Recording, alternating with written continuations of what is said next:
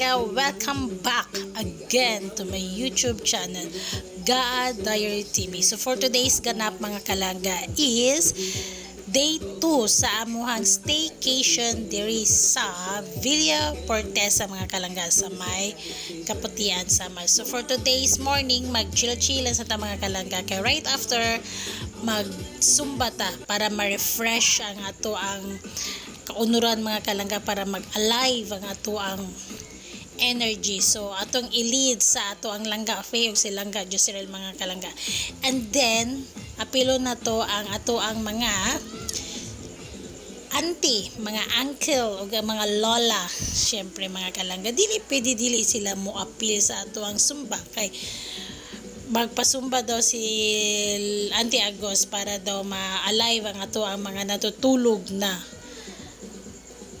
katawang lupa. Charat mga kalangga. So dili bitaw mga kalangga kay since daghan kay mga occasion na tabo, Christmas na ay birthday, so kailangan jud nato ihiliso ng ato ang mga taba. So need na to magalaw-galaw para ma-refresh ang ato ang mga body.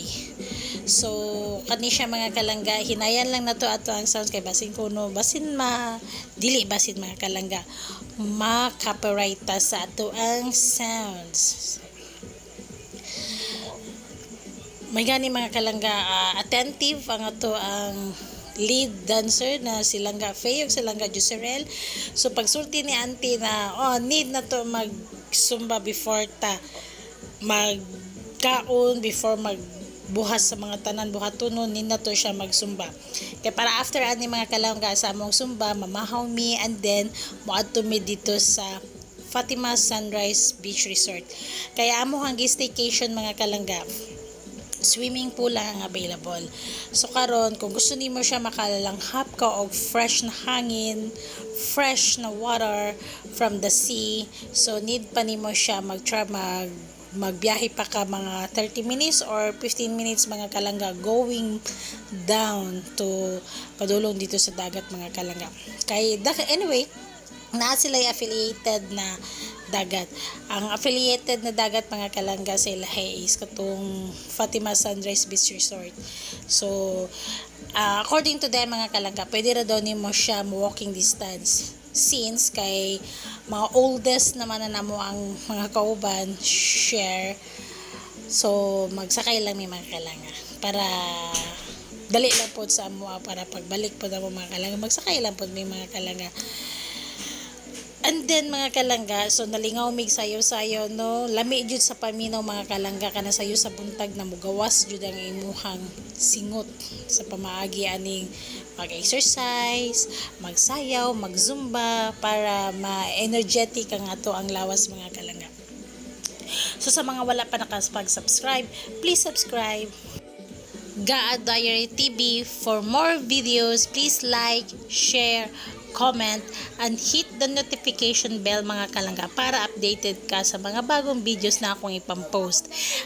Then mga kalangga, nalingaw jud, super lingaw kayo may mga kalangga, kaya ang place na among staycation is naa siya 6 rooms, 2 master bedroom, and the rest kuha na siya mga kalangga. Puro siya aircon mga kalangga. Dagko ang iyang room, good for 6 to 5 person ang pwede maka-avail sa ilang kwarto mga kalangga.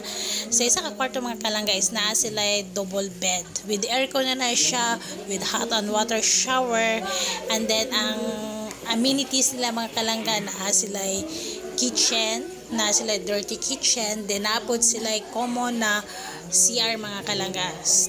So kung gusto ka dili ka mag-CR dito sa inyong prescribed room, so naapod sila CR and shower na available dito sa gawas mga kalangga near sa dirty kitchen. And then amo ang pool mga kalangga is very nice ang pool niya. Pagkagabi mga kalangga is super duper nice, kaya ngihang light naga-change ang color sa iyang light. So wala pa nako siya nakuha og video sa pagkagabi So later on makita ninyo na ang lightning sa ato ang swimming pool. Karing swimming pool mga kalangga, anytime pwede ka makaligo, anytime pwede ka muhawas kay kami lang ang nagstay. So walay makasulod na lain sa maka-join sa amoa kay naka-exclusive siya mga kalangga for 3 days and 2 nights. So walay limit sa pool anytime kung gusto ka mag-overnight ka, maghantod buntag ka sa pool mga kalangga, walay problema. And ang mga kids naapoy 3 feet, na ay 4 feet, na ay 7 feet ang pinakataas. Para sa mga kids, safety po siya mga kalangga kay na ay 2 feet sa ilahan na pwede ra ka dito ka sa 2 feet. So, dili na mo siya kailangan bantayan mga kalangga. And ang nakanindot mga kalangga during sa staycation ni mo mga kalangga, libre na siya na naana siya libreng water, ang lutuan libre na siya mga kalangga.